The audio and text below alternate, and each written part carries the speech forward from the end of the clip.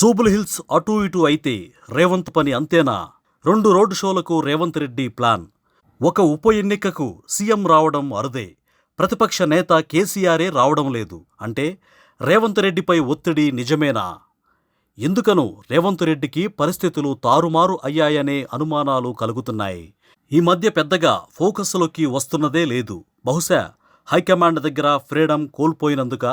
BC రిజర్వేషన్ల అంశంలో కోర్టులో ఎదురుదెబ్బ తగిలినప్పట్నుంచి కాస్త డీలా పడినట్టు కనిపిస్తున్నారు. సరిగ్గా అప్పటినుంచే మంత్రుల మధ్య గొడవలు మొదలయ్యాయి.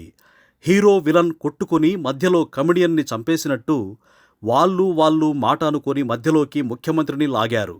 ఇది చులకనవడం కాదా? లేదా చులకన చేయడం అనరా? మరి తగ్గిన పరపతి తిరిగి వచ్చేదెలా? జూబ్లీహిల్స్ ఉప ఎన్నికలో గెలిస్తేనే పట్టు చిక్కుతుందా? ప్రస్తుతం ఇదే మాట్లాడుకుంటున్నారు. ఇప్పటికైతే జూబ్లీహిల్స్ ఉప ఎన్నిక ఫలితంపై సందేహాలు లేవు. కాకపోతే బీఆర్ఎస్ శక్తి వంచన లేకుండా పోరాడుతోంది. ఓవైపు కేటీఆర్, మరోవైపు హరీష్ చడామడా వాయిస్తున్నారు. ఈ పోటీ దాదాపుగా ద్విముఖ పోరే. అలాంటప్పుడు ఏదో ఒక పార్టీకి లబ్ధి జరుగుతుంది. ఒకవేళ అది బీఆర్ఎస్కే అయితే ఇదే భయం పట్టుకున్నట్టుంది కాంగ్రెస్ పార్టీకి. జూబ్లీహిల్స్లో గెలవడం కాంగ్రెస్ పార్టీకి అత్యవసరం. రాబోయే స్థానిక సంస్థల ఎన్నికలు, అటుపైన జరిగే గ్రేటర్ ఎన్నికలను జూబ్లీహిల్స్ ఫలితం రిఫ్లెక్ట్ చేస్తుంది. అందులోనూ రేవంత్ రెడ్డి మళ్లీ హైకమాండ్ ముందు ఒకప్పటిలా రొమ్ము విరుచుకొని తిరగాలన్నా ఇందులో గెలవడం తప్పనిసరి. మంత్రులు కూడా ప్రచారం చేస్తున్నా ఆ పేరు దక్కేది రేవంత్ రెడ్డికే. ఓడినా సరే రేవంత్ రెడ్డినే అంటారు.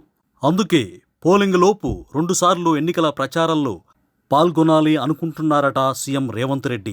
ఒక బై ఎలక్షన్ కోసం స్వయంగా ముఖ్యమంత్రి రావడం అరుదు. అందులోనూ సిట్టింగ్ సీటు కాదు, గెలిస్తే బోనస్ అవుతుందంతే. అయినా సరే ప్రచారం చేయాలన్నంత సీరియస్గా ఉన్నారంటే అది హైకమాండ్ దగ్గర పూర్వ వైభవం కోసమే అని మాట్లాడుకుంటున్నారు. ఒకవేళ ఫలితం అటూ ఇటూ అయితే మాత్రం అధిష్టానం దగ్గర వీక్ అవడం ఖాయం.